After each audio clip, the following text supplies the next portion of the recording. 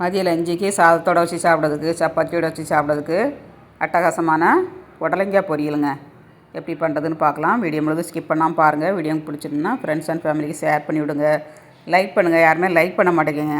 பார்க்குறீங்க 10,000 பேர் 15,000 பேர் பார்க்குறீங்க, ஆனால் லைக் கம்மியாக தான் வருது. யாருமே லைக் பண்ணாமல் பார்க்கிங்க. லைக் பண்ணிவிட்டு பாருங்கள். இப்போ புடலங்காய் தோலை சீவி எடுத்துருக்காங்க. 4 புடலங்காய் எடுத்துருக்கேன்.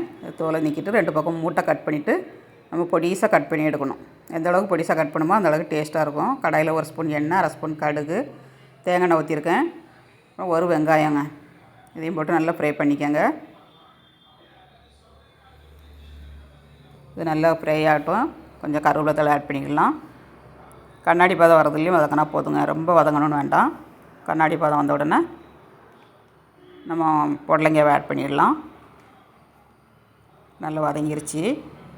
இதில் தண்ணி எதுவும் ஆட் பண்ணக்கூடாதுங்க. நீர் சத்து உள்ள காய், அதனால் தண்ணி எதுவும் ஆட் பண்ணாமல் அடுப்பை மீடியமாக வச்சு நம்ம கொஞ்சமாக உப்பு போட்டு கிண்டி கொடுத்தோம்னா மூடி வச்சிடணுங்க. மூடி வச்சு வேக வச்சிங்கன்னா ரொம்ப நல்லாயிருக்கும். இது கூட நீங்கள் கடலைப்பருப்பு போட்டும் பொரியல் பண்ணலாம். கடலைப்பருப்பு போட்டு கூட்டும் வைக்கலாம். ரசத்துக்கு, காரக்குழம்புக்கெலாம் டேஸ்ட் ரொம்ப நல்லாயிருக்கும். இப்போ உப்பு ஆட் பண்ணியாச்சு. நீர் சத்துள்ள காய்கறிலாம் நிறைய வாங்கி சாப்பிடுங்க. ரொம்ப நல்லது. நம்ம உடம்புல நீர் சத்து தேவைப்படும். அதனால் இந்த மாதிரி நீர் சத்து உள்ள காய்களும் சாப்பிடுங்க. மூடி வச்சு வேக வச்சிங்கன்னா சீக்கிரமாக வெந்துடும் உங்களுக்கு. தண்ணியும் ஆட் பண்ணாண்டாங்க.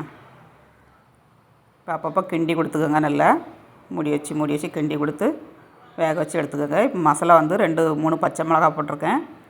2 பூண்டு அரிசி, கொஞ்சமாக சின்ன வெங்காயம், ஜீரகம், 1/2 ஸ்பூனு, மஞ்சள் தூள் கொஞ்சம், தேங்காய் கொஞ்சமாக போட்டு குறப்பாக அரைச்சி இதுக்கு ஒரு மசாலா போட்டுக்கோங்க. சூப்பராக இருக்கும் டேஸ்ட். யாருமே இந்த மாதிரி செஞ்சு சாப்பிட்ருக்க மாட்டேங்குங்க. அந்தளவுக்கு டேஸ்ட்டாக இருக்கும். புடலங்காய் பொரியல் ட்ரை பண்ணி பாருங்கள். சப்பாத்தி கூட வச்சு சாப்பிட்டு பாருங்கள். அட்டகாசமாக இருக்குங்க. சப்பாத்திக்கு யாருமே பொரியல் சாப்பிட மாட்டாங்க. நாங்கள் பொரியல்லாம் வைப்போம். மும்பையில் எல்லாருமே பொரியல் தான் பண்ணுவோம். கிரேவி எப்போமாவது தான் பண்ணுவோம். டேஸ்ட் ரொம்ப நல்லாயிருக்கும். ட்ரை பண்ணி பாருங்கள். இப்போ ஒரு பாத்திரத்தில் நம்ம சேவ் பண்ணிடலாம். சூப்பர் டேஸ்ட்டில் லஞ்சுக்கு புடலங்காய் பொரியல் ரெடி.